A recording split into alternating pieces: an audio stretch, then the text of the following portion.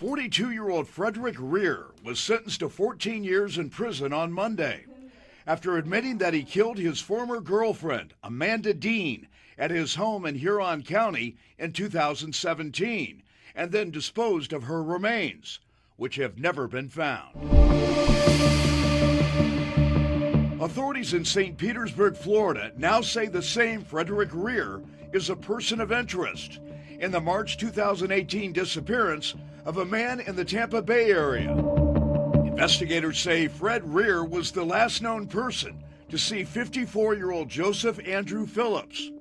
Phillips lost his phone while at a popular gathering place called Gandy Beach.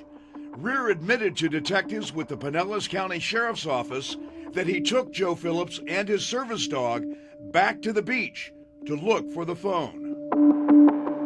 The next day, the dog was found wandering in traffic near the beach, and Joe Phillips has never been seen or heard from. Since that day, Fred Reer took him to Gandy Beach. Why, Fred? Why? How could you do this to someone you claim to love?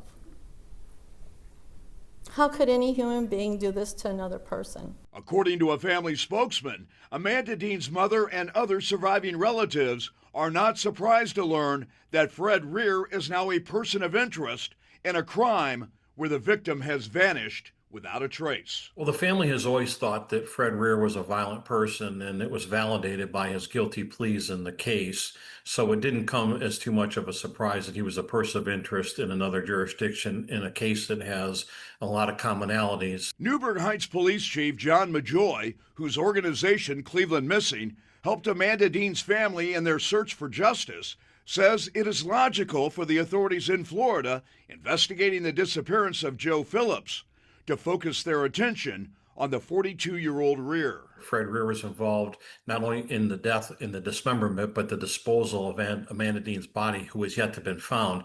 And so when you look at those three circumstances alone and you plug them into what's going on in Florida, it's hard not to think that the commonalities that exist are not just coincidental. Before Fred Reer learned his fate on Monday, prosecutors told the court about chilling statements he made to fellow inmates about crimes he had committed. Talking about murdering people and how he dismembered and disposed of bodies.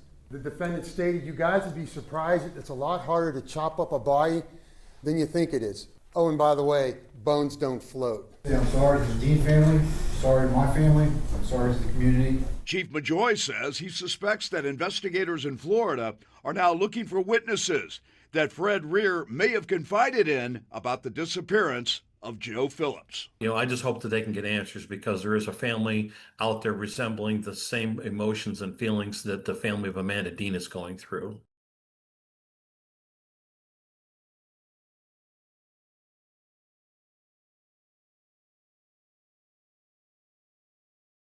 Jack Shea, Fox 8 News in Cleveland.